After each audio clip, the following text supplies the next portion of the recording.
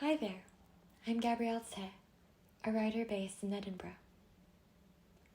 As part of a Young Critics scheme organised by the Poetry Society, I'm reviewing I Think We're Alone Now by Abigail Parry.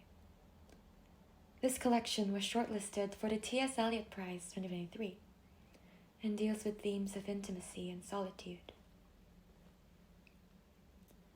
The title, I Think We're Alone Now, sounds furtive, intimate. Perhaps you're playing truant with your childhood best friend, peeking out of your hiding spot from a keyhole. It also sounds hesitant. The two of you are alone now, at last. Or are you? A sense of indeterminacy fills the collection. Nothing is straightforward, particularly not our visual perception. We peer through various apertures, keyholes, mirrors, camera lenses, even dreams, through which our vision is always voyeuristic and constrained. In Speculum, the second poem of the collection, Parry writes about the uncanny disorientation of gazing within oneself. No way back now to the place where we first looked in the mirror and cringed into our borders, turning inwards, like Alice in the sequel, slipping through to find everything she knows, inverted on its axis and nonsensical. These slippery lines steal us into a space that's all topsy-turvy, impossible to be confronted straight on. Something similar happens in Some Remarks on the General Theory of Relativity. I looked up to see my neighbor, a mirror trick configured by the way the houses here have of bending round each other. We might have entered a drawing by Escher. As space curves and contracts around us, it becomes difficult to tell whether we're on the inside looking out or on the outside looking in.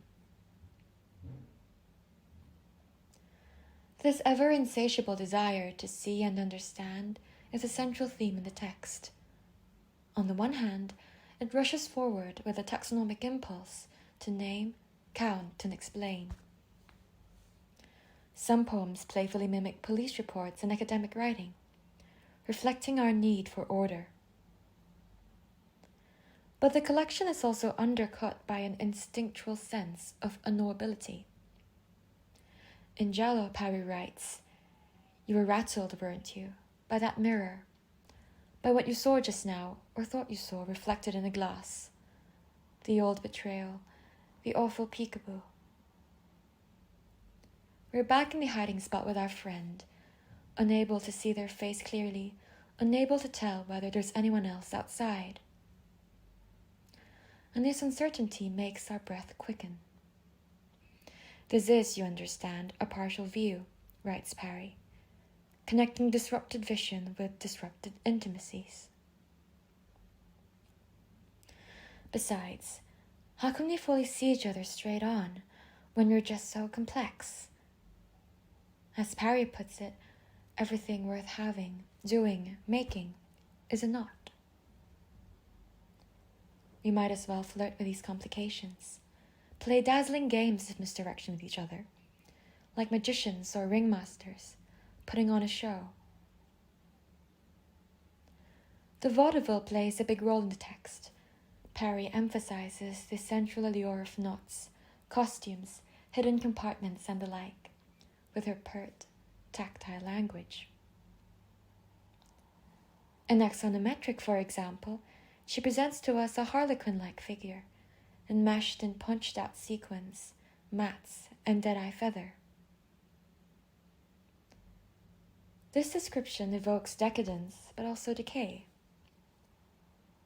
Something is menacing about the glib economy of theatre tricks, which both titillate and terrify us. We enjoy artifice only in so much as we want to tear it all apart. As Parry puts it, there is a bratish riddle in the gut that knots itself and begs to come undone. The pleasure of knots rests on retentive potential for release. Intimacy, at its tenderest form, is a loosening. The eyeless knowing of the nerves, the sort of knowing that's simply a way to be where you are.